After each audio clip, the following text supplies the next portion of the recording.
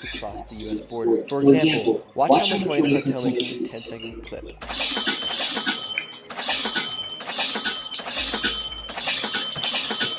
And here in the state of Arizona, businesses and organizations are making millions of dollars profiting off this mass migration here in the United States. Come with me as I catch migrants crossing over the border and as I sneak into these facilities that are making millions of dollars off of mass migration here in the United States. We are here in Tucson, Arizona. Right behind me is a shelter that is being used to house illegal immigrants right here.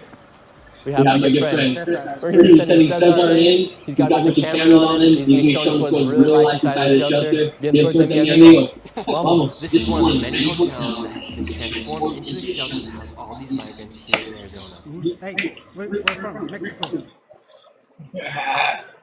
This is a replay. We're doing reruns now. Let me show you, Nick, what I did.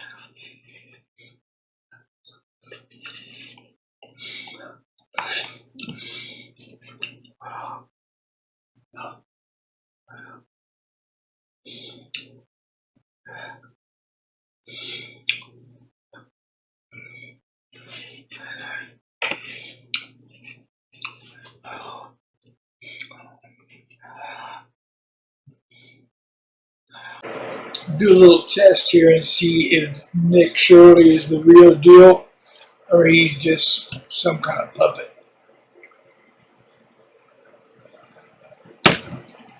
Because I took his video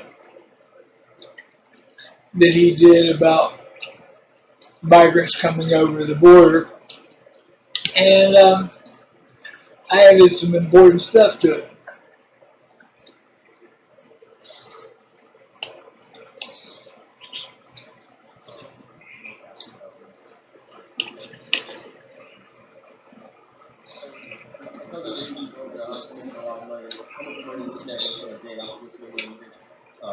It's estimated $600 million a day. $200 million.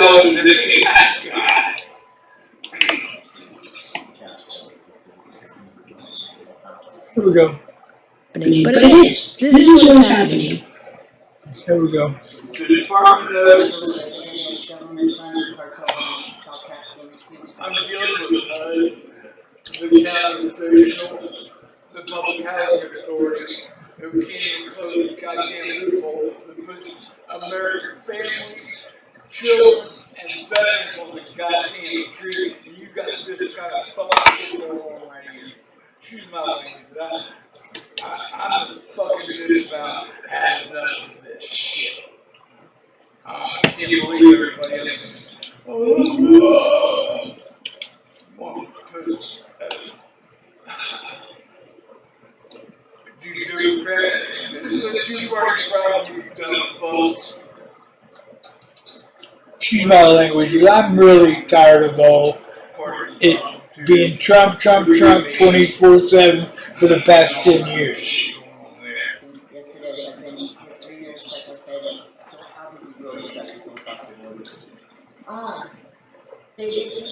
And I'm going to expose this guy if he's not the real deal.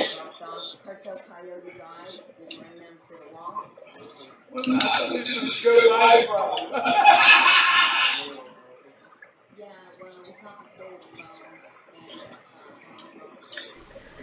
Here we go. Here's what's really going on at the southern border.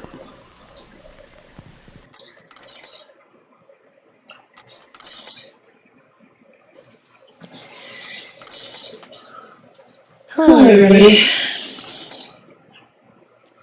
I'm trying very hard to not just be super angry. And I actually recorded this entire video earlier, and I was just so mad I had to stop and take a break and think about it and come back. Because what I'm about to talk about, I don't even want to do a video. I don't want to have to do this video. I wish this wasn't the reality. I actually just wish this was. Let's take a little break real quick.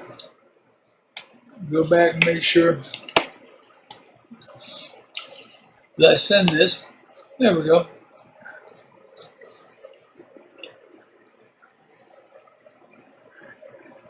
So, you've been notified, Nick. Let's see what you do with it. Wasn't what was happening, but it is. This is what is happening. While our active Department of War is over here making jokes about directed energy weapon dominance now, because, you know, back in the day, you just said, yeah, directed energy weapons. People would have said, wow, you crazy conspiracy theorist, you're tinfoil hat. you nutter. But now there's openly making jokes about that. How they got directed energy weapons and trying to scale them up.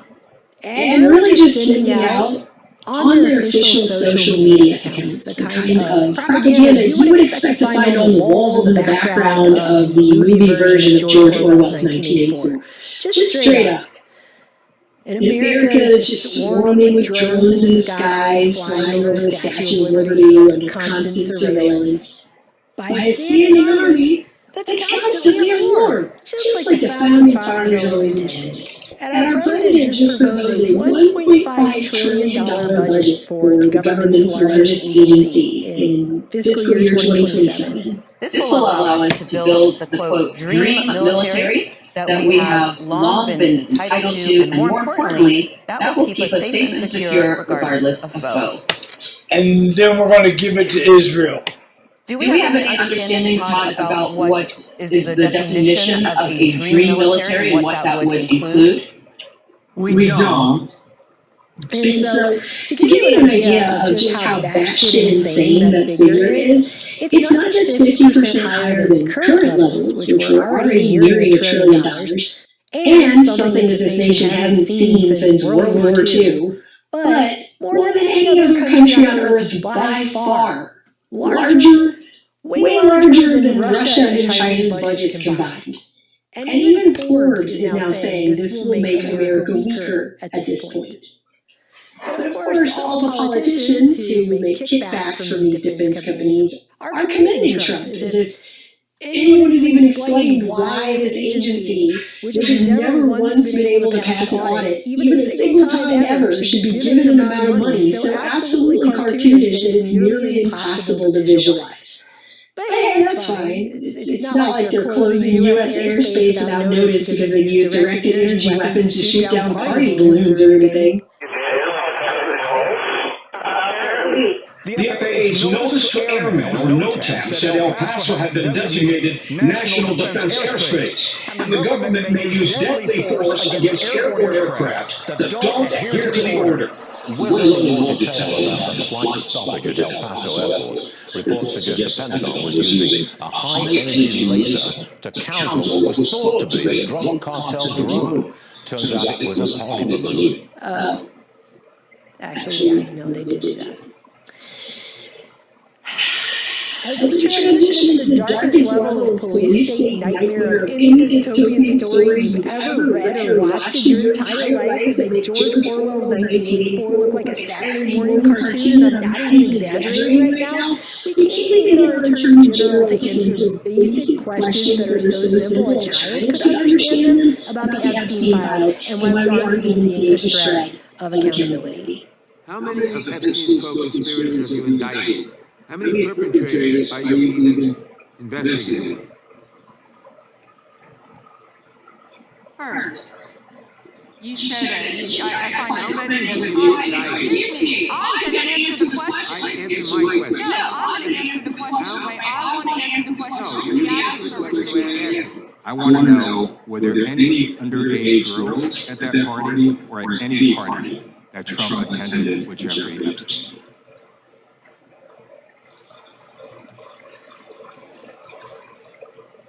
This is so ridiculous, and they are trying to deflect from all the great things Donald Trump has done. Decades, and you are responsible for this portion. I want to know, at what point did the FBI and the DOJ decide that Lex Wessler was not a co-conspirator? Because our Epstein Files Transparency Act requires you, please put it back on the screen, to release the internal decision about whether to prosecute him or not, and it's not in the files, and it's not in the files for any of these other men. None of the gentlemen has issued an answer. And he's a hypocrite because he voted against the ban that we were talking about on deep fake AI porn. Only 2 people voted against it, and you were one of them, hypocrite. Donald Trump. The Dow right now is over. The Dow is over $50,000. I don't know why you're laughing. You're a great stock trader. I know you're laughing. The Dow is over 50,000 right now. The S&P at almost 7,000. And the NASDAQ smashing records. American 401ks and retirement savings are booming. Yeah. That's what we should be talking about. We should be talking about making Americans safe. We should be talking about, what does the Dow have to do with anything? That's what they just asked. Are you kidding? Actually, if you didn't watch the hearings, this clip pretty much sums them up. Pictures of this new cocoa drink. All natural cocoa beans from the upper slopes of Mount Nicaragua. No artificial sweeteners. What the hell are you talking about? Who you talking? Can't use the stock market as a distraction from the redacted files because we're all broke. Do you not understand that? How bad of a lawyer the Attorney General is? And the reason it's important to point out how the lowest common denominator of social mores defining psychos and positions of power in this country are being shielded from any and all accountability is because I keep hearing people say that this same government is somehow going to uphold the law when it comes to other issues that we are dealing with, such as the mass of illegal immigration that's coming in here for the last several years. When it's incredibly obvious to anyone paying actual attention here for more than 5 seconds together that they have no intention of doing so. The same corrupt system is currently building a massive digital surveillance police state, which includes mega warehouse detention centers that are going to be put all over this country. And everywhere you look, this administration and the so-called name-only representatives in our Congress are taking financial kickbacks from the very for-profit private prisons that are going to be implementing these detention facilities. So everyone's making bank off of this. Everyone's gripping. I mean, this woman right here, who went from this back in 2014, And I'll fight to human trafficking monsters where they belong, behind bars. Pam Bondi, our Attorney General. to this yesterday, Have you apologized to President Trump? also failed to disclose her extensive conflicts of interest, including the fact that she was in recent years a DC lobbyist for tech firms like Amazon, but also for companies. Yeah, and she was the Attorney General for the state of Florida when I went to prison because my girlfriend broke her hand on my face. Called Geo Group, which just so happens to be one of the largest Oh yeah, and I went to South Bay, which is a Geo Group correctional facility. private prison companies in the world. CoreCivic and Geo Group, the two publicly traded companies that have come to dominate the private prison industry. Private prison companies, mainly Geo Group and CoreCivic, are championing at their prospects for big profits in 2025. It's no secret that corporate America values lining their shareholders' pockets over any other values. But what happens when the model of profit-seeking over all else gets wrapped up in an industry where the bottom line is dependent on millions of human bodies? In the towns we went to, private prisons had come to define the local economy, almost like a factory town in the past era. Contrary to factory towns, they are producing things, using cars, etc. Here, they're not producing. When you think about the operation of these jails, what folks in that community will say is, yeah, but there's good jobs. Up to that point, I had never even heard of for-profit prisons, so I just needed a job, needed to work. Geo Group was the first corporation whose PAC maxed out donations to Trump's campaign, donating millions to the president and the members of our Congress. And when you know it, last summer Geo Group not only got their $4 million EPA lawsuit quashed, where they were charged with some 1,100 violations for failing to protect workers at one of their California immigration facilities from a known toxic disinfectant that they were spraying all over the place. But they've also now received over $1 billion and counting in government contracts to implement these detention facilities for this massive, sweeping immigration situation that's happening right now. Go ahead and ask yourself why it is that it's totally legal somehow for the same corporations that stand to benefit in federal contracts to spend millions of dollars on political contributions to the president and to our representatives. Like, how is that even legal? Go ahead and ask yourself. I have no idea. For those with short memories, you might recall that it wasn't always called the GEO Group, just by the way. It rebranded in 2003 after significant scandals. It used to be called Wackenhut, as a subsidiary of that Wackenhut. That's right. Mary Wackenhut, that Spy magazine in 1992 referred to on its cover as the CIA's CIA, or the Shadow CIA. The one that's been written about in academic journals for doing things like engaging in a scheme to kidnap a U.S. ambassador to El Salvador and then blame it on leftist organizations in a classic Black Flag operation. Yeah, That was Wackenhut. Is that ringing bells? It might, considering how many times they were accused of human rights abuses, the fact that in the year 2000 the Department of Justice actually sued Wackenhut, alleging excessive. Oh yeah, and Eric Prince is the big shot of Wackenhut every time it changes its name. And guess what? Donald Trump pardoned him. Abuse and mistreatment of juveniles, no less. There were all kinds of scandals, bribery lawsuits, staff being accused of sexual assault.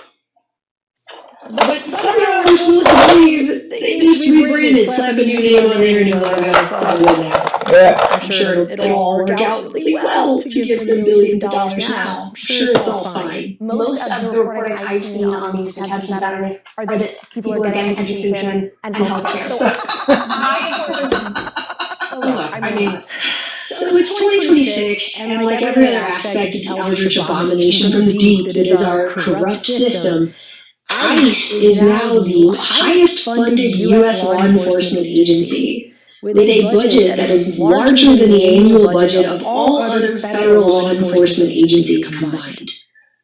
And they've been given special hiring authority that allows them to bypass the usual rigorous hiring procedures for federal employees, which, as you can imagine, will surely end well, right? Like, they're definitely going to get the creme de la creme of people to run around masked with guns and operate with impunity. What happens when ICE hires agents with minimal screening and sends them into the streets masked and armed? I handed in my resume, which was, I did a skills-based. And I'll finish it off with that one right there, because that's pretty, that nails it on the head.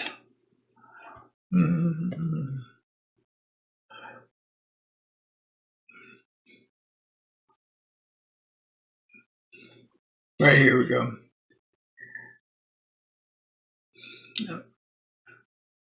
I don't know if the whole thing's there or not. Tribe, a nation, and Christianity were about defending a flag, and Jesus would have picked up a sword.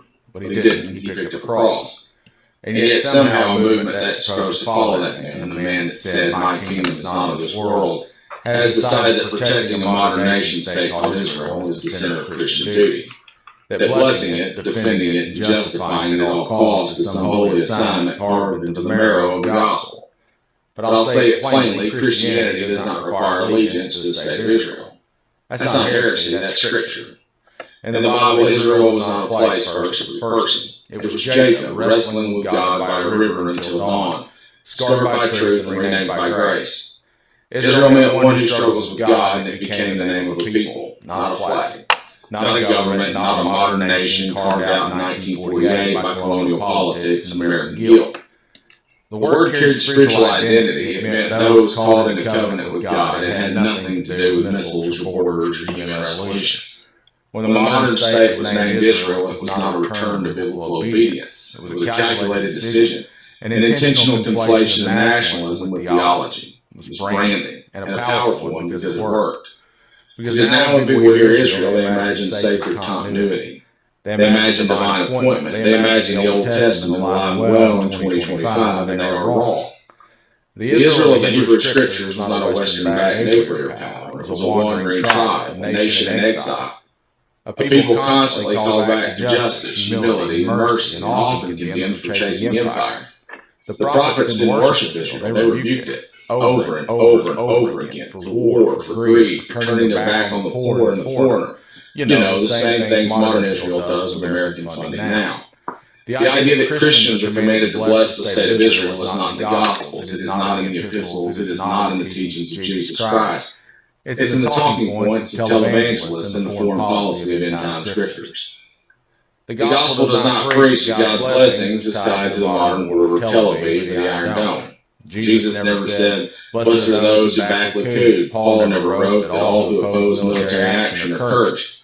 The early church wasn't fundraising for defense systems or declaring settlements on stolen land as prophetic fulfillment. And yes, the Old Testament speaks of Israel as God's chosen people. And yes, land was part of that covenant. But in Christian theology, the story shifts. The covenant widens, and the veil tears. And the new Israel, the church, is defined not by soil, but by spirit. Not by war, but by witness. And it is made up of anyone from anywhere who walks in faith. Jew, Gentile, Arab, Roman, and slave free, all in one Christ Jesus. The New Testament doesn't tell Christians to defend the country, it tells them to defend the poor, to defend the outcast, to walk with the wounded, to make peace, not justification for war, to see the face of God not in a flag, but in the suffering child behind the rubble. And yet today, American Christians fly Israeli flags next to crosses, as if those things belong together.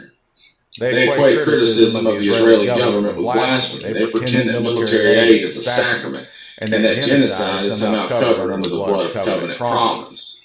And Christ weeps at that lie, because if the gospel means anything, it means you do not get to use God as a shield for political violence. You do not get to bomb the refugee camps and quote Jeremiah. You do not get to drop white phosphorus and call it fulfillment. That's not Christianity, that's idolatry.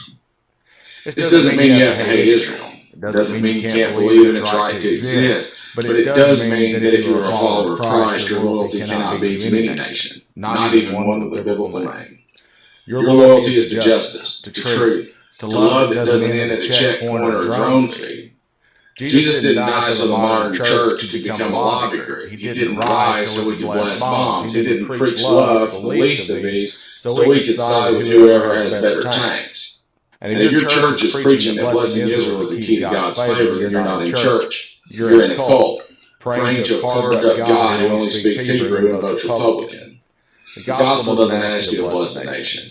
It does ask you to bless the peacemakers, to comfort the mourners, to defend the innocent, and reject violence dressed as virtue. There is no divine nation, there is only divine love. And if you think that love stops at a border fence or a flagpole or the edge of a crater where children used to live, then you don't know Christ at all. Defiance of death. Did you know that Israel was created in 1948? Because this is Palestine. What most people don't know is that Israel is not a country. It is an occupation of Palestine since 1948. We're talking about a military occupation that's been going on for 75 plus years. 75 plus years. I want you to imagine how you would act if your home's name was changed and it had been stolen, and your neighborhoods were stolen, and your kids were arrested, and then they were held indefinitely, and bombs were dropped because everybody wants to think that you're a terrorist, even though you have no recourse for the situation you're in. Ask yourself why none of these old maps label the region Israel. Why? Because it's not. Because it's not Israel. And the Torah is not a land contract. I bet you didn't know that Palestine was gifted to the Zionists in 1917 by Lord Balfour, called the Balfour Declaration. Notice the name of the corner, Lord Rothschild. That's right. The region of Palestine was gifted to Lord Rothschild in 1917. True story. If you think these people are terrorists that deserve this, you are sadly mistaken. These people live like this. This isn't just recently. They stay like this because Israel is always on the offensive. Then there's this POS, Benjamin Netanyahu, a.k.a. Bibi. Yeah, this guy's a complete warmonger, a remnant of the George Bush era of ultra right-wing fascism. That's right. This man is a right-wing fascist, a militaristic, blood-soaked monster.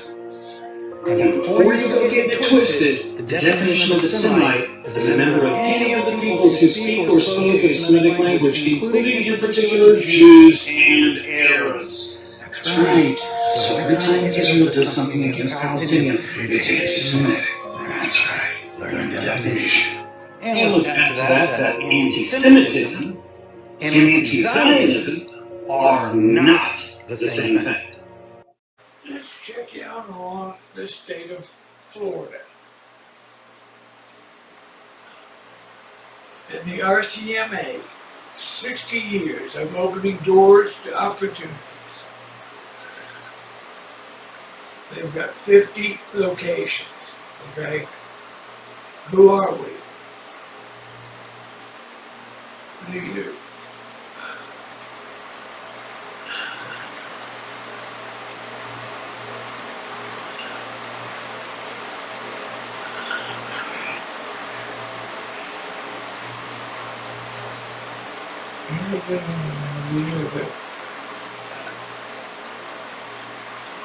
RCMA, the charter schools.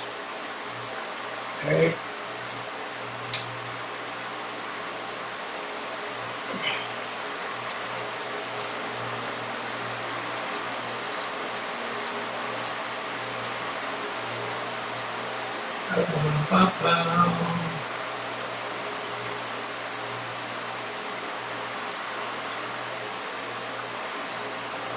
Let's go to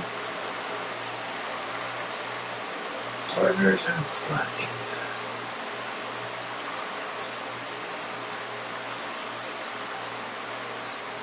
Funding quote. Child care and educational services to migrant and low-income rural children throughout Florida.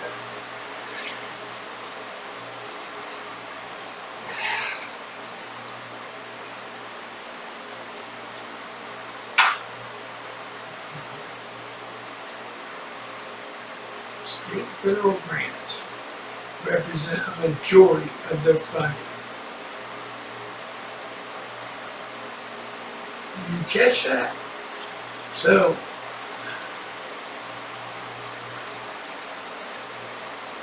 they have, let me explain what this is. They've got home, they've got housing, they've got, okay, let's go ahead and look. Early child program, they got Head Start, child care, free child care for the migrant workers. That's on the taxpayer's dollar. Yeah. Charter schools.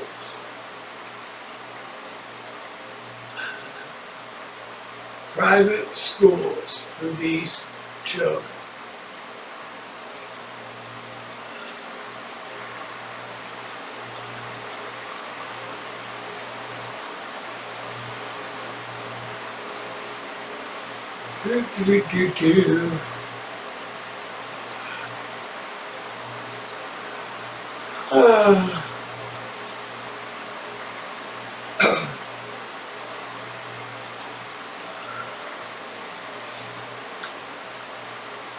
So,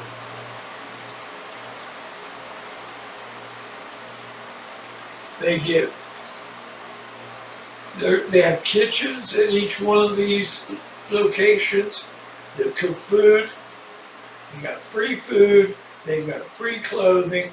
They've got free housing, and they've got free schooling, and they've got free daycare. Well, it's free for them, but the taxpayers are paying for it.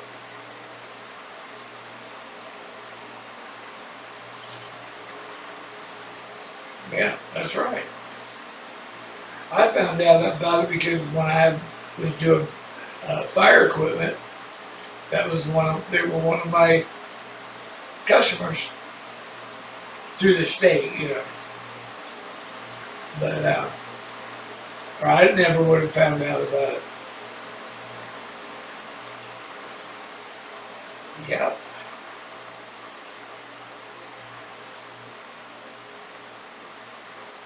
So there you go, down in Trump's state, they're taking care of migrants.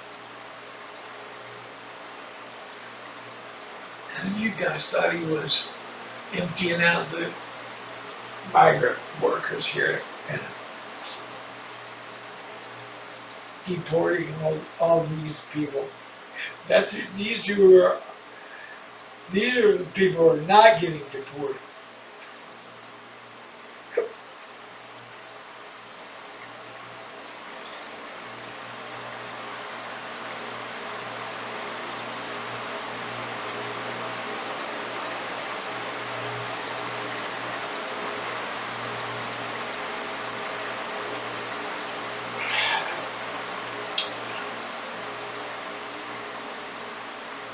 Yep. There you have it. Florida's best kept secret. It isn't Charlie Kirk. It isn't even TPUSA. The strangest part is the lineage behind it.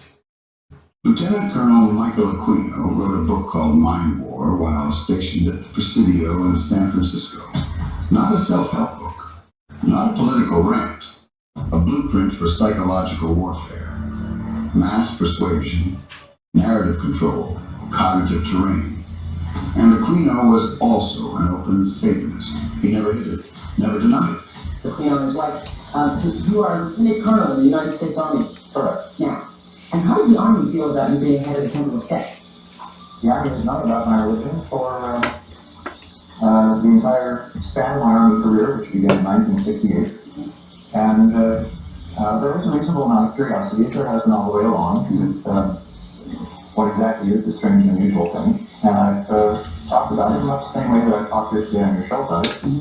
And other than that, the Army has paid very little attention to it, the same as if it was say a follower Hinduism or... That's total bullshit. They've adopted it wholly and completely.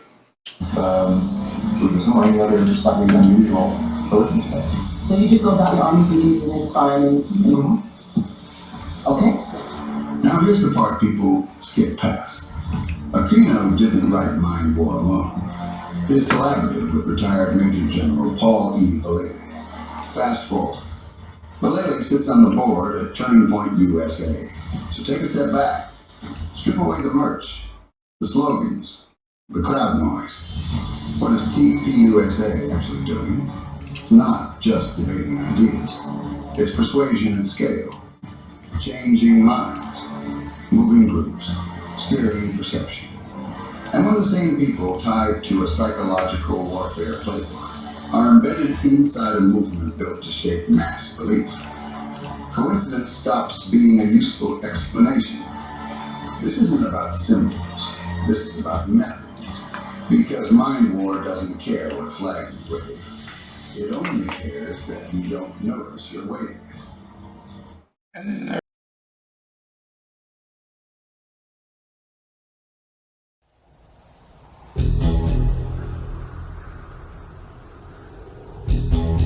In 1946, two men in the Nevada desert performed a hellish ritual, fulfilling an ancient prophecy. After nearly 2,000 years, the coming of the beast signaled the beginning of the end for all mankind. Born under a blood moon and raised in shadow, his dark spirit of rebellion was carefully crafted by esoteric black magic. Now, at last, he has been set loose upon the world stage, and the Golden Age has officially begun.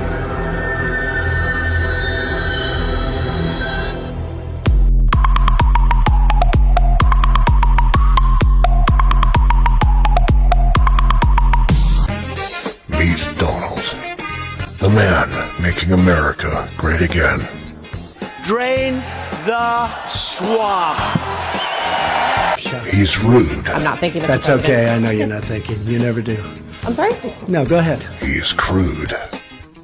Grab him by the pussy. Kiss my ass. And his blasphemies know no limitations. I am the chosen one. I have great relationship with God. But have you ever asked God for forgiveness? Won't have to vote anymore, my beautiful Christians. I love you, Christians. I'm a Christian. The people love Donald. Hollywood loves Donald. Big and tasty for just $1? How do you do it? What's your secret? The CIA loves Donald. Take a look at what happened.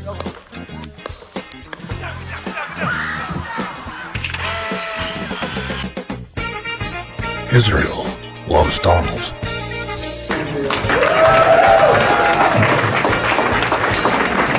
But most importantly, Donald loves Donald. I'm very highly educated. I know words. I have the best words.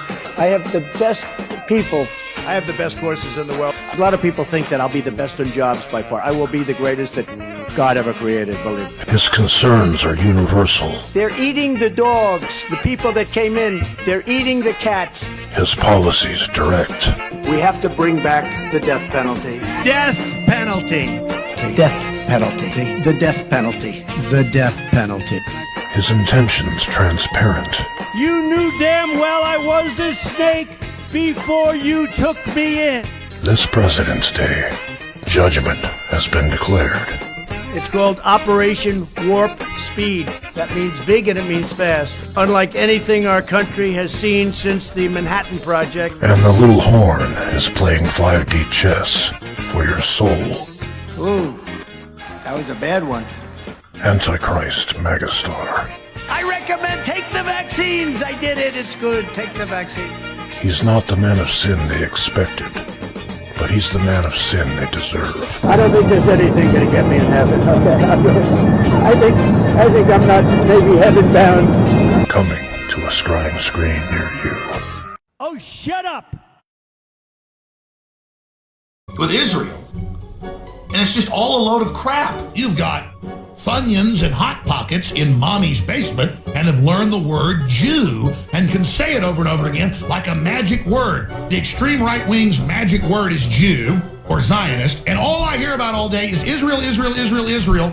Israel runs everything. Israel put me in charge. Israel wipes my butt in the morning. No, Israel doesn't. But I just don't want to hear Israel bashed anymore. I don't even want to hear the debate or the discussion, because it's them trying to set the parameters of the debate with this obsession on Israel all day. I'm sick of it. I'm sick of hearing about Israel. I'm tired of it. And so I want to go to David Horowitz now, because I want to just say proudly, I agree with 95% of what he's saying, and that I just am proud for all the anti-Semites and the Islamicists and everybody else who've been trying to bully me and tell me what to do and make up crap all these years.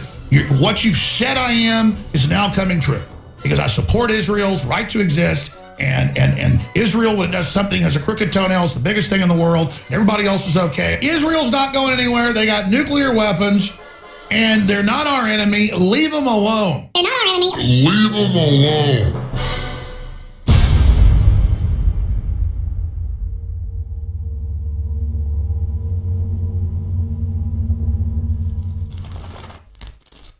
Yeah, breaking exclusive news from Dr. Jerome Corsi and his extensive connections in the Middle East, where he served as an advisor to the State Department and more, and a lot of classified areas we can't get into. He has major breaking news exclusive right now. Dr. Corsi, thanks for giving InfoWars the exclusive. Well, Alex, it's great. I'm actually today in Nashville, Tennessee, and working with a really important cybersecurity company, and I just got text from top intelligence in Israel. Israel has nominated Donald Trump for the 2017 Peace Prize. He was nominated last year. There's about 200 nominations, but this is in advance of Netanyahu, Prime Minister Netanyahu's visit with Trump, which is coming up in the next few days.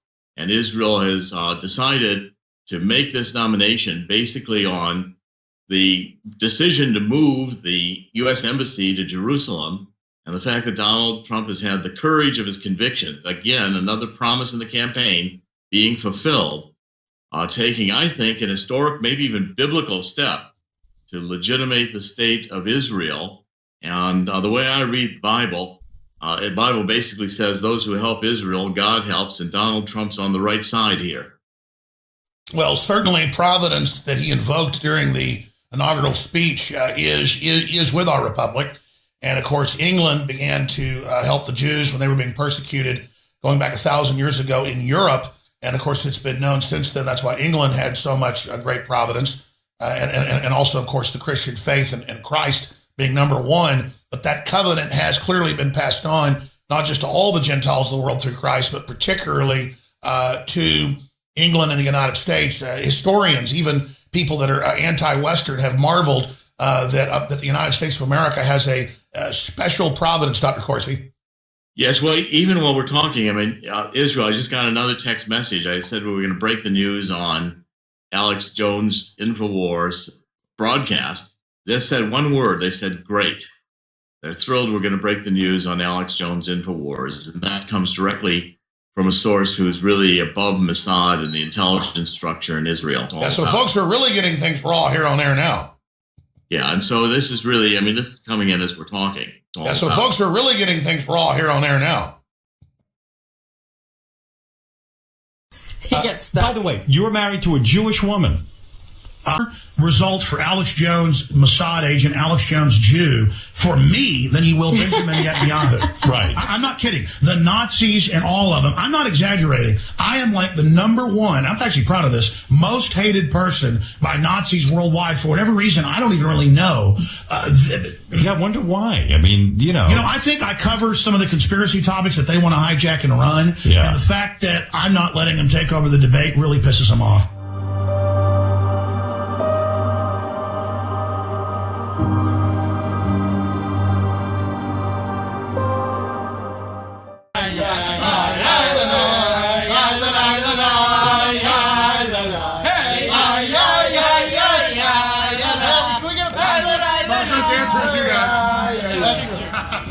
Alex, you're a great man. Well, you guys did are awesome. this. You made it All of us happen. together. Yes, Alex. Can you feel the evil? It's starting to panic. Can you feel it's like running. Yes. Let's take a picture. Right here, picture right there. All right. Awesome. Alex, God bless you guys. God bless you. Appreciate you guys. God bless you. Appreciate you guys. God bless you. God bless you. Thank you very much. God bless you guys. Can you guys sing again? Can you guys sing again?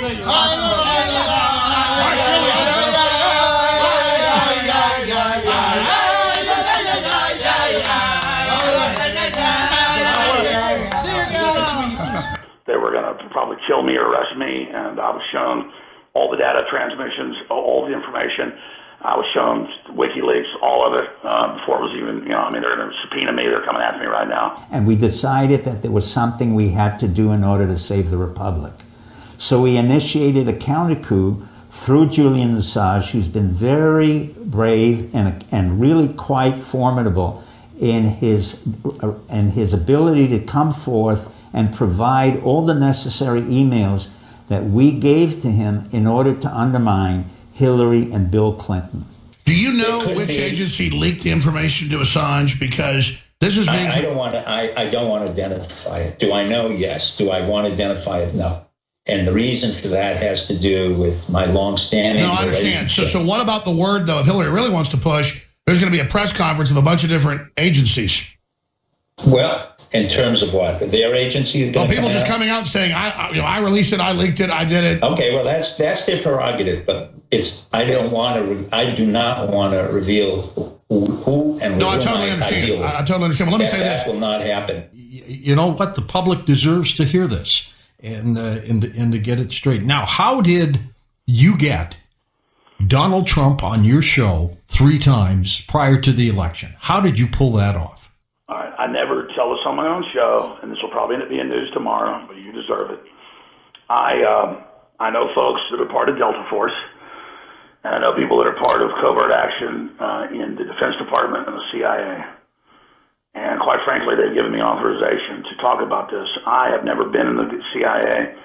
I have never been part of covert operations, but I was basically contacted by groups inside the Special Forces operations in Florida, inside breakaway groups inside the Central Intelligence Agency, and groups basically behind American industry that wanted to defeat the globalists. They're planning to bankrupt America. And so they told me that they were advising Trump on the globalist takeover, and that they understood from their demographics and their studies that we actually had conservatively 15 million people a week visiting Infowars.com and tens of millions watching our videos, and that they briefed the president, or then candidate Trump, and that they wanted to attempt a counter coup against the globalists. But this is what got Donald Trump to say, I got to be on this guy's show? Donald Trump was advised by the Special Forces Command out of Florida. They said to go on your program. I mean, that's who actually. Let's just say it, the enemy already knows all this. Let me just say, so everybody listening knows I'm telling the truth. Special Operations Command in Florida, the Delta Force, Army, Black Ops. Army's the oldest thing in America. It's before the Constitution, anything. They said, sir, you need to go with Alex Jones, and you need to rally the troops. And they briefed him. They showed him the documents, and they said, we need you to run. And the Delta Force basically asked Trump. Delta Force, founded by General Boykin and Schumacher and people like Dr. C. Pachenik of Psychological Operations of the CIA. They basically delivered the message to Trump with all the dossiers and all the proof of what was happening. And he just said, you're highly recommended. All I can say is we're going to be talking a lot more, because he was being briefed by top generals. I'm not going to say the name on what we're doing. And it's not that I'm even special. I'm willing to say this. I'm willing to do this. I wasn't directed by anybody. I was just aware of the operations. I was studying it. As you know, you're a Navy guy yourself. And we just did what we had to do. We did a counter coup against them. I'd say 90% of the CIA, Defense Intelligence, military, special ops is behind us. George, you're getting the absolute data dump right now.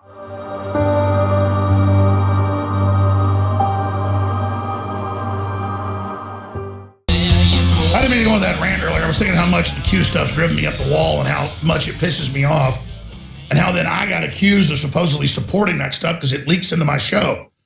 And then being accused of being part of that because I've got an organization and what my other shows do. You said he was the Messiah. You said he was invincible. You said it was all over. They were all going to Gitmo. Now, he's part of a larger thing of Q. I will not suffer your Q people after this. I knew what you were day one, and I know what you are now, and I'm sick of it.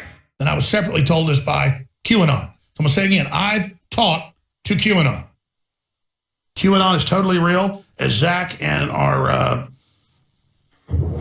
Cape Canaveral sources and Space Command sources have pointed out, and people make jokes about that, but that's the 18th agency. You're here. This is big. QAnon. I know you know QAnon's identity, but yes, obviously we're not going to. And I've confirmed as well. QAnon is a group in the Pentagon, and very close to Donald Trump, military intelligence, specifically Army intelligence, I believe. And I've affirmed, working with the people who run the monitored 8chan, QAnon has been using the same trip code, the same IP addresses for his devices. It's the same Q from the very beginning. And when we were decoding him, it was so bizarre. We were decoding. But see, you're playing coy here. You know QAnon, so do we. Let's just leave it at that. The point is that Zach is part of the same group, but he's with NASA, and that is the beginning. And QAnon said that 2 weeks ago, and we know who QAnon is, and we play coy about that, but it's Army intelligence and some groups in Florida and others.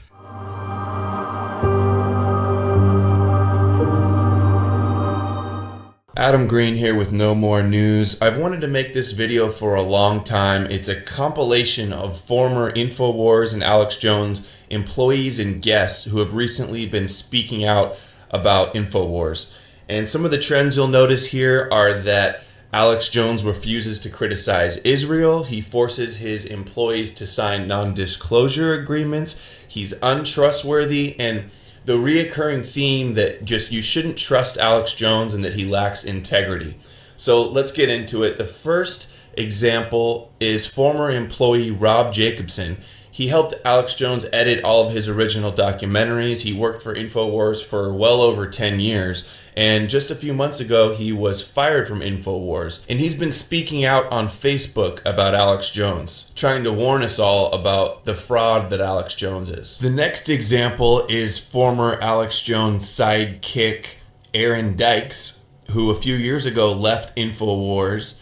Former Alex Jones sidekick great researcher and reporter at InfoWars, is trying to tell all the Info Warriors out there, do not listen to Alex Jones, do not fall for Trump. They are both compromised puppets. Next, we have another Alex Jones former protege, Anthony Gucciardi, who recently left InfoWars. We don't know why or how. He hasn't publicly admitted it. Alex Jones has been silent about him leaving, like he usually is when he has falling out with all of his employees. And so Anthony Gucciardi is gone now. He used to be like his #1 sidekick. Here is a secret recording that somebody secretly recorded Anthony Gucciardi at a restaurant or a bar, and it was when he first started working with Alex Jones. Listen to what Anthony Gucciardi says about Alex Jones as a person, like his character and his ego and his integrity. To him, the only thing that matters is his fame and his power over the industry or whatever.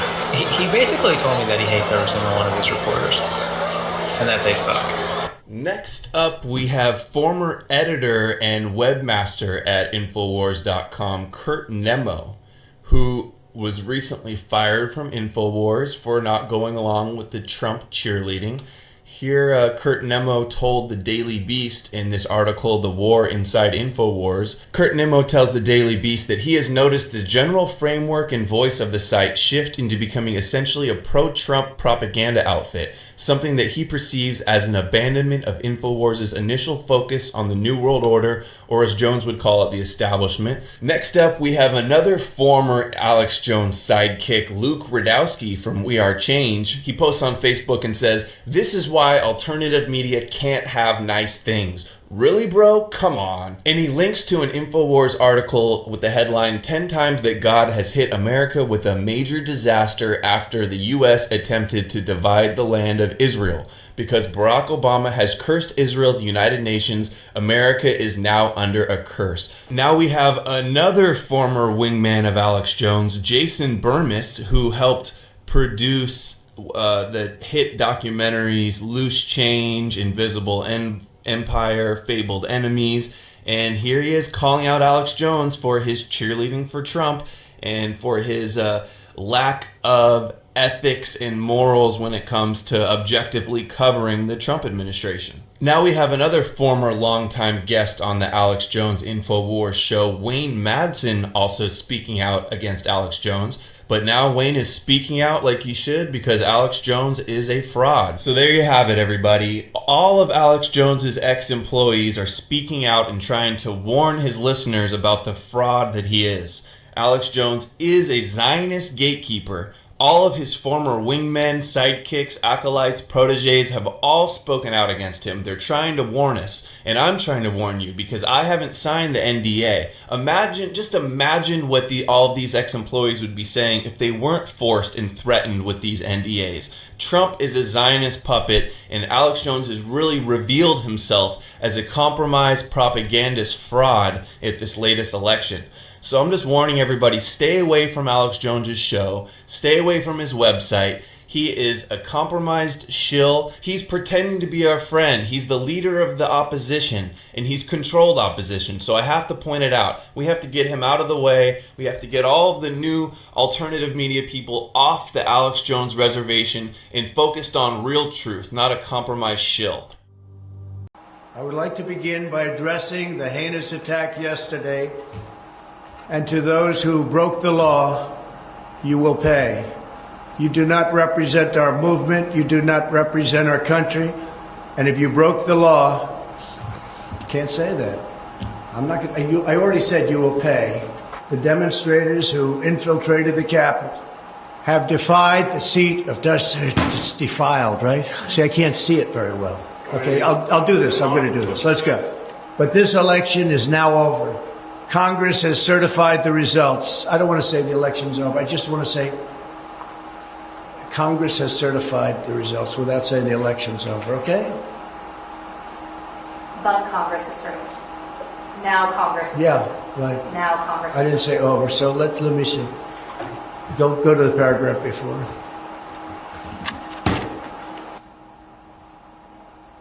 Okay? I would like to begin by addressing the heinous attack yesterday. Yesterday is a hard word for me. Just take it out. The heinous attack. Ah, good. Take the word yesterday, because it doesn't work with the heinous attack on our country. Say on our country. Want to say that? No, keep it. My only goal was to ensure the integrity of the vote. My only goal was to ensure the integrity of the vote.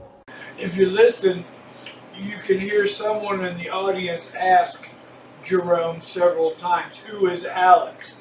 But he moves right past it and goes right into the QAnon bullshit. About 3 years ago, a group of generals came to me, and it was explained to me they were ready to conduct a coup d'etat. They were ready to move Barack Obama from office with military force. And then a few weeks later, I got another call and said that they were reconsidering. You know why they were reconsidering? No, why? Because they talked to Donald Trump. And Trump agreed that he would run. And they agreed that if he would run, they would conduct their coup d'etat as a legitimate process, rooting out the traitors within government. And that pact between the military and Donald Trump has held.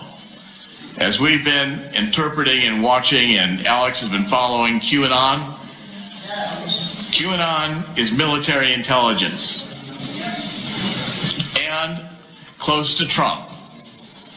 And the intelligence we're getting really is a lot of the inside script.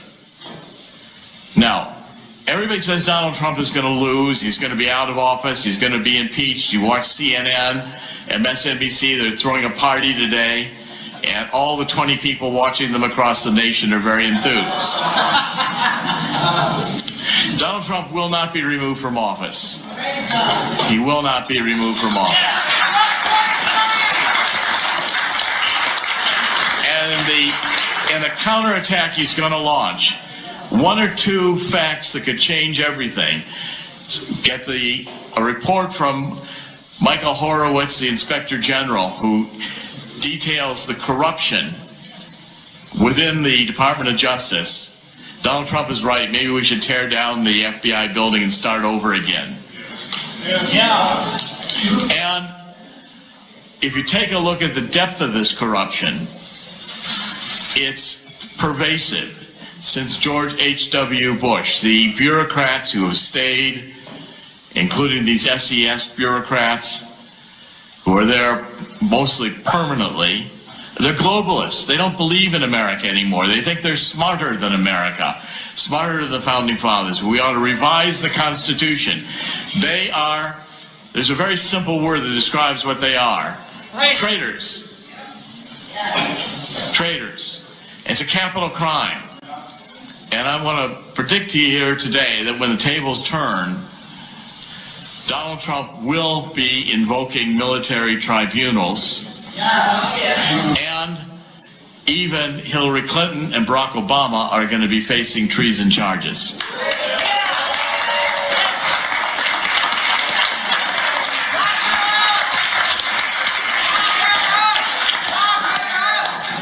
It will not end, and Donald Trump will have the courage to do that. Every time it looks to me, I've said this about Donald Trump, I've known him for decades. I said, Donald Trump always looks like he's going to lose until just before he wins.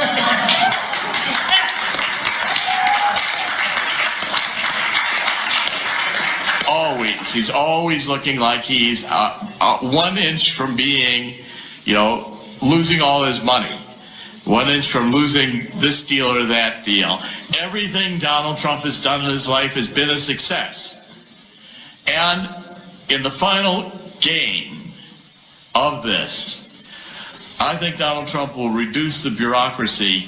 I'd say 95% would be good, maybe 100%, because the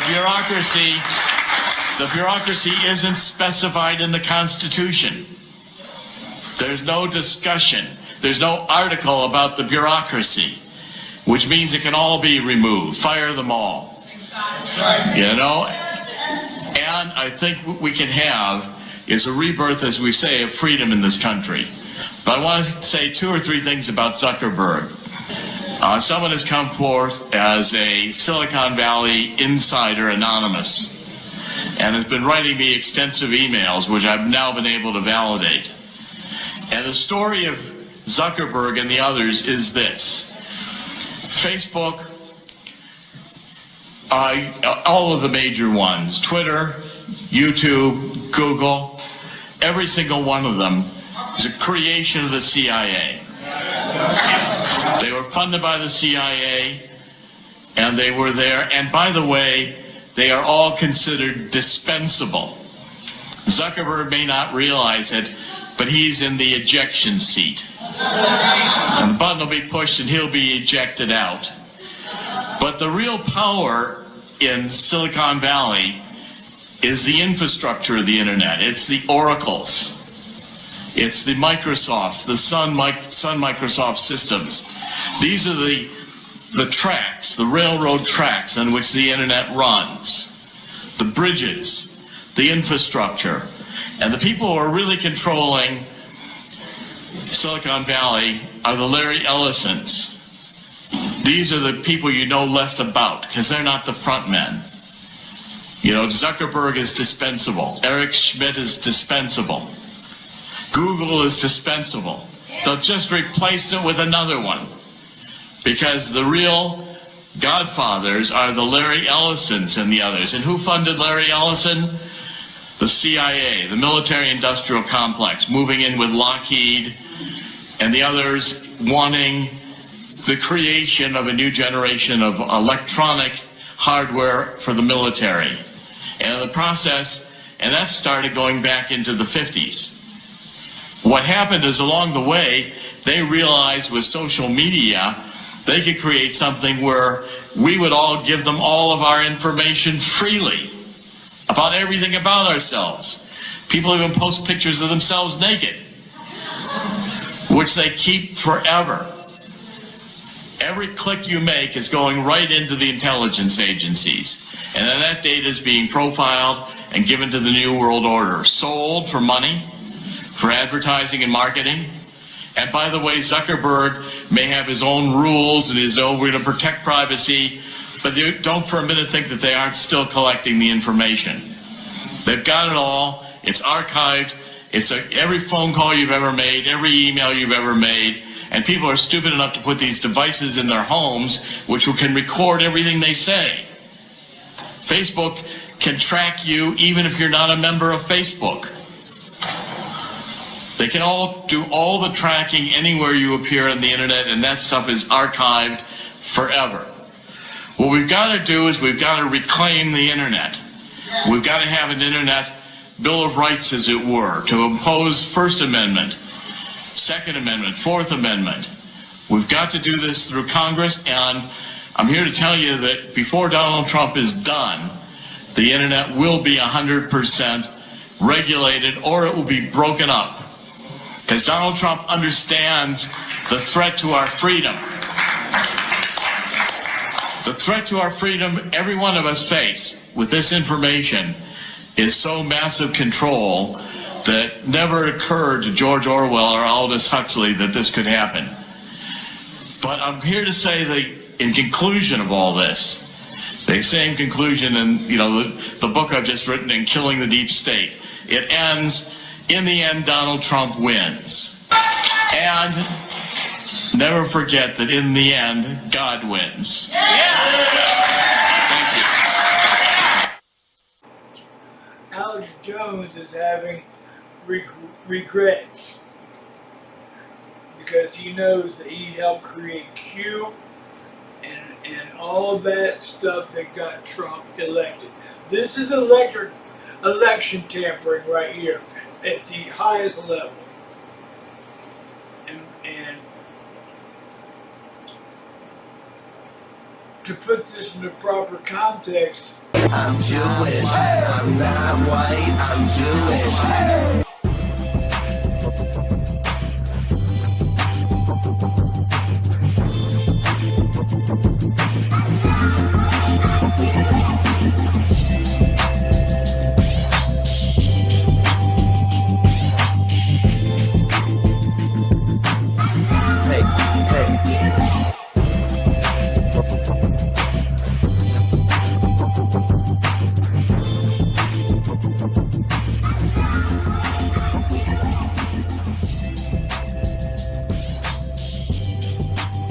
Michael Aboud, Communications Coordinator, Donald J. Trump for President, Sephardic Jew. Paul Eschleitner, Chairman, Supervisory Board, Deutsche Bank, Donald Trump's largest lender, Ashkenazi Jew. Miriam Adelson, Endorser, Donald J. Trump for President, Donor, Future 45 PAC, Finance Vice Chairman, Trump Presidential Inaugural Committee, Ashkenazi Jew. Sheldon Adelson, Endorser, Donald J. Trump for President, Donor, Future 45 PAC, Finance Vice Chairman, Trump Presidential Inaugural Committee, Ashkenazi Jew. Paul Atkins, Member, President Trump's Strategic and Policy Forum, Ashkenazi Jew. Brian Ballard, Finance Vice Chairman, Trump Presidential Inaugural Committee, Ashkenazi Jew. Elliot Broidy, Vice Chairman, Trump Victory Committee, Finance Vice Chairman, Trump Presidential Inaugural Committee, Ashkenazi Jew. Safra Katz, Executive Committee Member, Trump Presidential Transition Team, Ashkenazi Jew. Michael Cohen, Executive Vice President and Special Counsel, the Trump Organization, Ashkenazi Jew. Gary Cohn, Director, United States National Economic Council, Ashkenazi Jew. Delos Cosgrove, Member, President Trump's Strategic and Policy Forum, Ashkenazi Jew. Gil Deser, President, Trump Desert Development, Ashkenazi Jew. Michael Deser, Founder, Trump Desert Development, Ashkenazi Jew. Louis Eisenberg, Chairman, Trump Victory Committee, Finance Co-Chairman, Trump Presidential Inaugural Committee, Ashkenazi Jew. Boris Epstein, Senior Advisor, Donald J. Trump for President, Ashkenazi Jew. Stephen Feinberg, Donor, Trump Victory Fund, Member, Trump Economic Advisory Council, Ashkenazi Jew. Lawrence Fink, Member, President Trump's Strategic and Policy Forum, Ashkenazi Jew. Alan Fishman, Chairman, Ladder Capital, Donald Trump's second largest lender, Ashkenazi Jew. David Friedman, Co-Chairman, Israel Advisory Committee for Donald Trump, United States Ambassador to Israel, Ashkenazi Jew. Samuel Fox, Vice Chairman, Trump Victory Committee, Ashkenazi Jew. Alan Garten, Executive Vice President and General Counsel, the Trump Organization, Ashkenazi Jew. Bruce Gell, Endorser, Donald J. Trump for President, Ashkenazi Jew. Michael Glassner, Deputy Campaign Manager and National Political Director, Donald J. Trump for President. Special Advisor for Operations, Trump Presidential Transition Team, Ashkenazi Jew. Lawrence Glick, Executive Vice President of Strategic Development, the Trump Organization, Ashkenazi Jew. Jason Greenblatt, Executive Vice President and Chief Legal Officer, the Trump Organization, Co-Chairman, Israel Advisory Committee for Donald J. Trump, President Trump's Special Representative for International Negotiations, Ashkenazi Jew. Vincent Harris, former Digital Strategy Manager, Donald J. Trump for President, Ashkenazi Jew. Thomas Hicks, Sr., Finance Vice Chairman, Trump Presidential Inaugural Committee, Ashkenazi Jew. Carl Icahn, Endorser, Donald J. Trump for President, Special Advisor to the President for Regulatory Reform, Ashkenazi Jew. Gail Icahn, Finance Vice Chairman, Trump Presidential Inaugural Committee, Ashkenazi Jew. Robert Eager, Member, President Trump's... Of corruption. Funny how that term caught on, isn't it? I tell everyone, I hated it. Somebody said, drain the swamp. I said, oh, that's so hokey. That is so terrible. I said, all right, I'll try it. So like a month ago, I said, drain the swamp. The place went crazy. I said, whoa, what's this? Then I said it again. Then I started saying it like I meant it, right? And then I said it, I started loving it. And the place loved it. It's drain the swamp. I mean, it's true. It's true.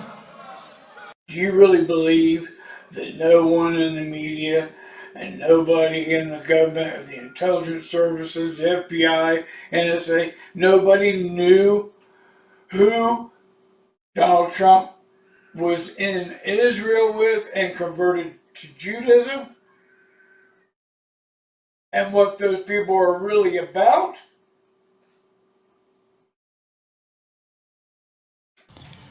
Donald Trump converted to Judaism 2 years ago, according to White House official. There it is. That's his blog. He said, President Donald Trump converted to Judaism 2 years ago and joined Chabad Lubavitch Synagogue in New York City, according to a high-level White House official. Mr. Goldberg says the story has allegedly been held by CNN's editors for months, but is due to be released within the next few days. David Elias Goldberg, a fellow at the Jewish Center of Anti-Semitic Study, has also interviewed the White House source. According to the source, Trump was pushed by his daughter Ivanka and son-in-law Jared Kushner to join the faith. At first, Trump resisted, stating it would threaten his base of evangelical Christian voters. However, he had a change of heart and officially converted in early 2017.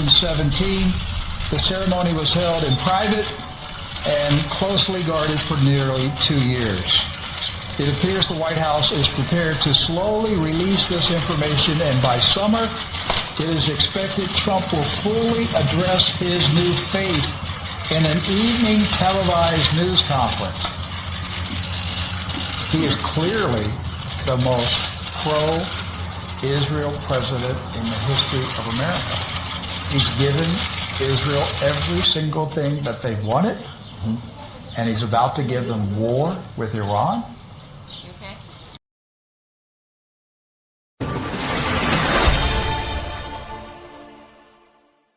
You've now heard about the New York Chabad-Lubavitch tunnels. What is it some Jews do in their synagogues? Watch the following video.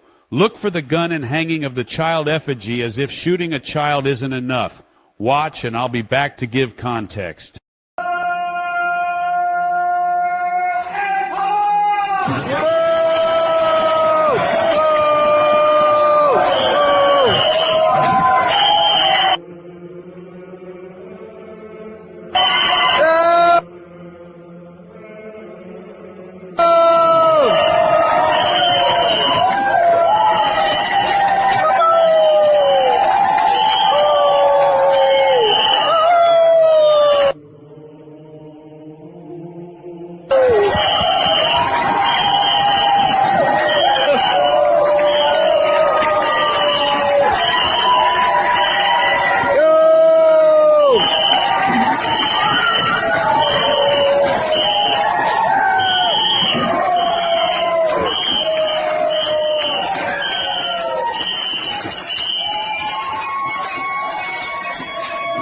So what does this sick scene straight out of the Jewish Kabbalah, Book of Black Magic, have to do with the Chabad-Lubavitch headquarters at 770 Eastern Parkway in Crown Heights, Brooklyn, New York? The tunnels from the Chabad-Lubavitch headquarters and synagogue, or shul as Jews call it, lead 274 meters or 900 feet south in the direction but not directly into a Jewish ritual bathhouse at 394 Kingston Avenue, which is linked to a litany of horrific child rape incidents. In November 2023, Jewish Chabad monsters were arrested and charged for monstrous and gruesome acts against children in area schools. Children's items such as high chairs, strollers, diapers, and soiled children's mattresses were found in the tunnels.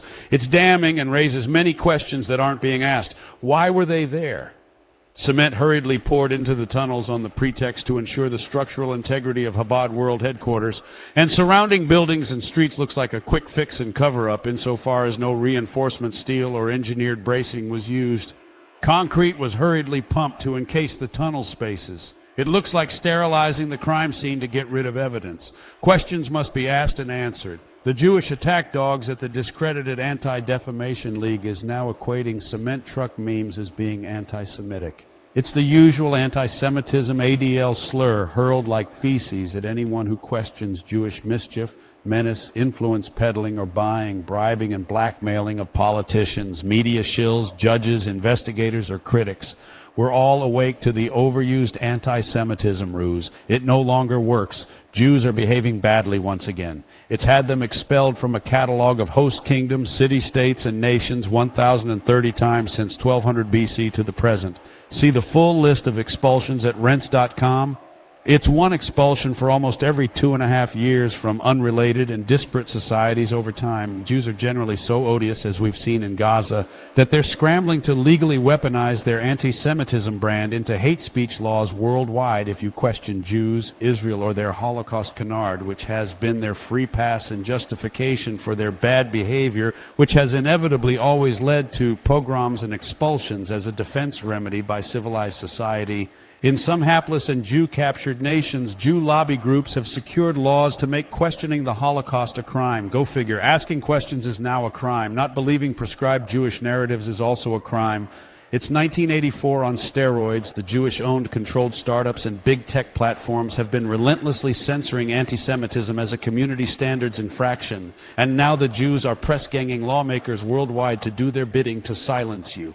Try entering anything unfavorable to Jews in ChatGPT or AI language or graphics platforms, and you'll see they've got built-in guardrails which warn you off. It applies only to Jews. Who has this sort of power over our big tech infrastructure, and how did they get it and enforce it? This New York tunnel matter is very serious. It points to a much bigger and eternal Jewish problem that must be addressed with a lasting solution.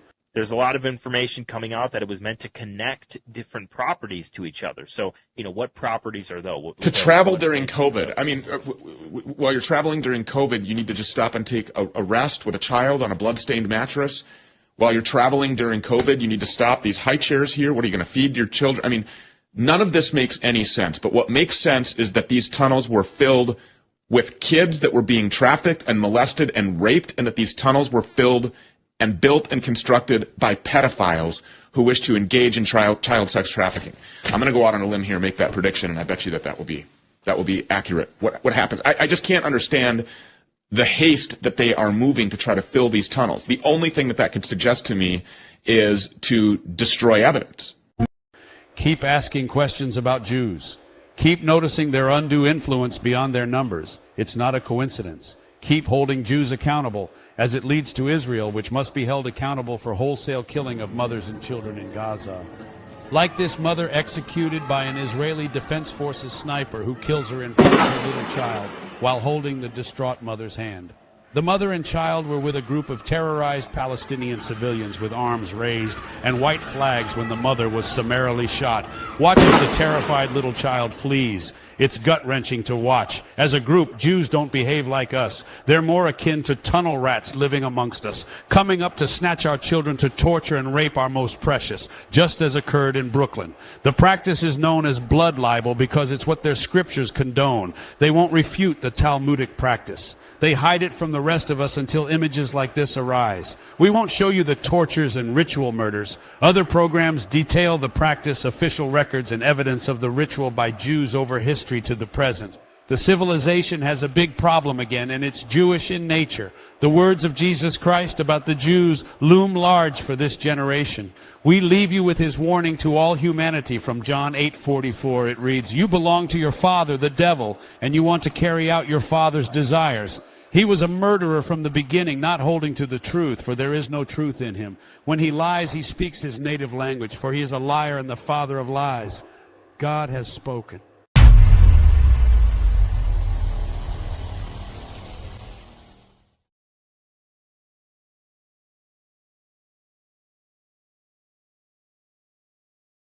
And I guess you don't think any of these entities knew anything about this either. You do realize that the media and the entire government kept this from you. Don't think for a minute that everybody doesn't know that this was going on. Michael Aboud, Communications Coordinator, Donald J. Trump for President, Sephardic Jew. Paul Eschleitner, Chairman, Supervisory Board, Deutsche Bank, Donald Trump's largest lender, Ashkenazi Jew. Miriam Adelson, Endorser, Donald J. Trump for President, Donor, Future 45 PAC, Finance Vice Chairman, Trump Presidential Inaugural Committee, Ashkenazi Jew. Sheldon Adelson, Endorser, Donald J. Trump for President, Donor, Future 45 PAC, Finance Vice Chairman, Trump Presidential Inaugural Committee, Ashkenazi Jew. Paul Atkins, Member, President Trump's Strategic and Policy Forum, Ashkenazi Jew. Brian Ballard, Finance Vice Chairman, Trump Presidential Inaugural Committee, Ashkenazi Jew.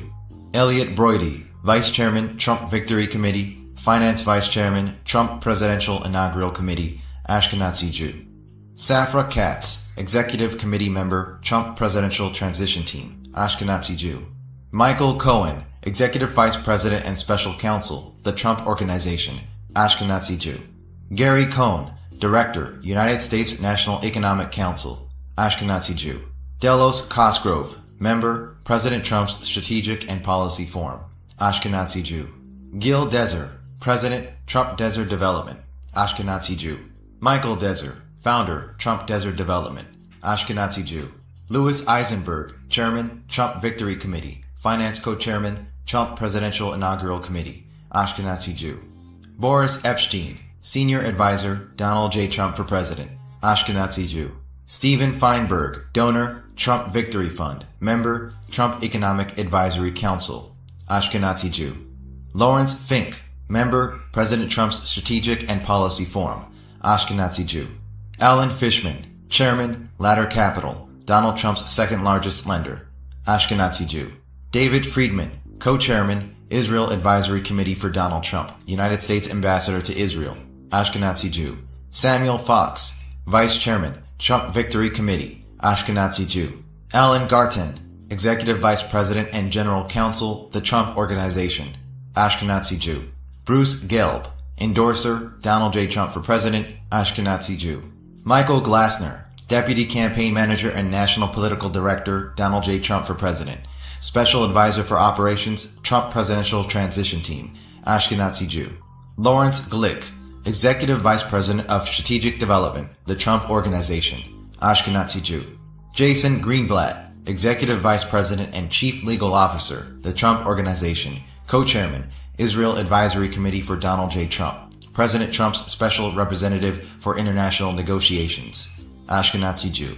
Vincent Harris, former digital strategy manager, Donald J. Trump for president, Ashkenazi Jew. Thomas Hicks Sr., finance vice chairman, Trump Presidential Inaugural Committee, Ashkenazi Jew. Carl Icahn, endorser, Donald J. Trump for president, special advisor to the president for regulatory reform, Ashkenazi Jew.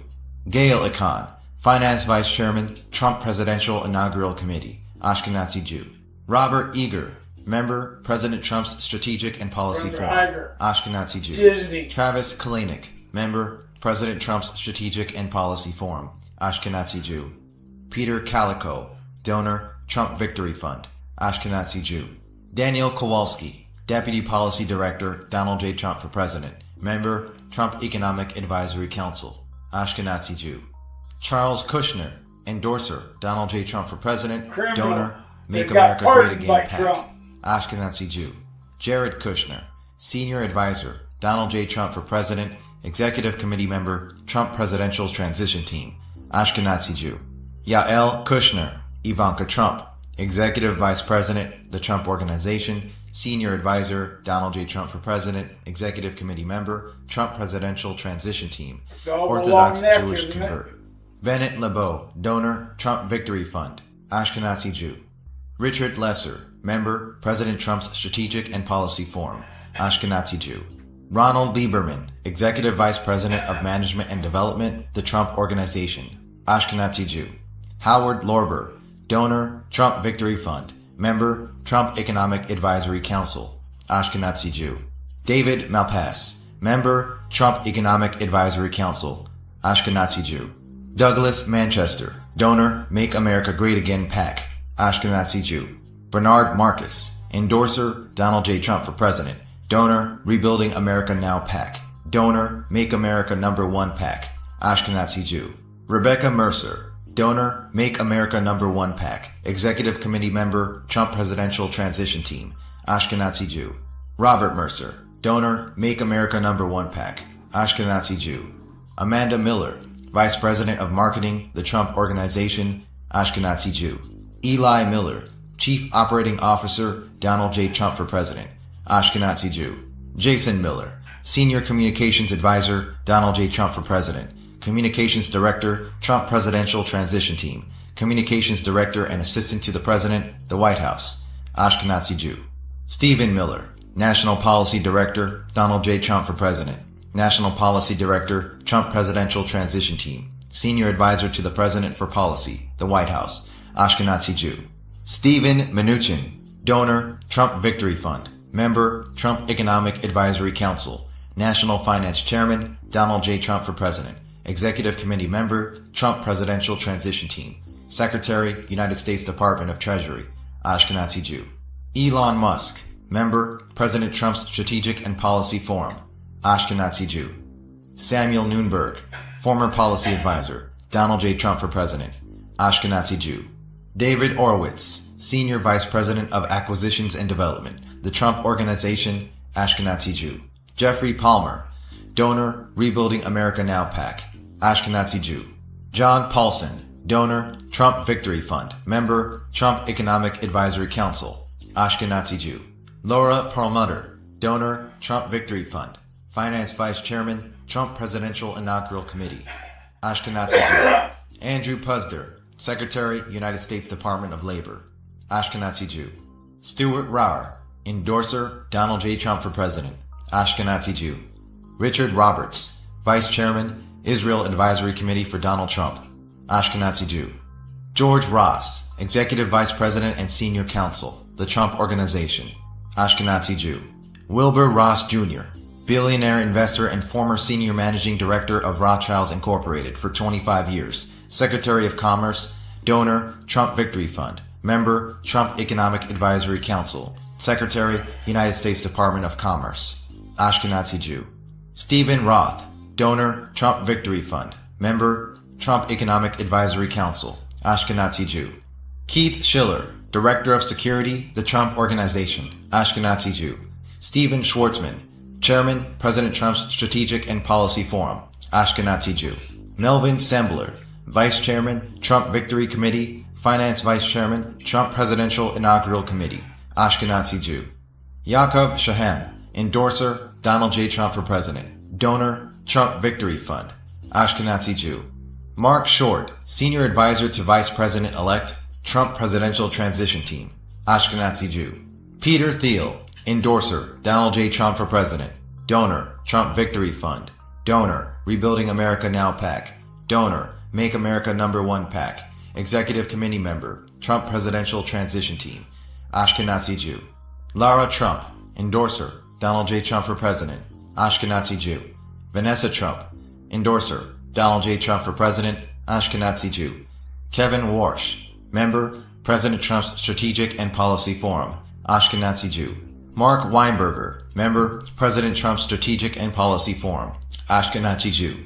Ronald Weiser, Vice Chairman, Trump Victory Committee, Finance Vice Chairman, Trump Presidential Inaugural Committee, Ashkenazi Jew. Andrew Weiss, Executive Vice President, the Trump Organization, Ashkenazi Jew. Alan Weisselberg, Executive Vice President and Chief Financial Officer, the Trump Organization, Ashkenazi Jew. Lawrence Weitzner, Advisor, Donald J. Trump for President, Ashkenazi Jew.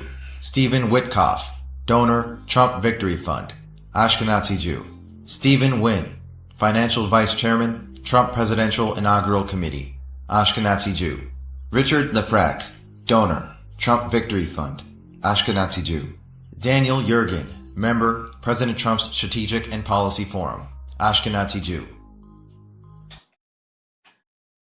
That left out two important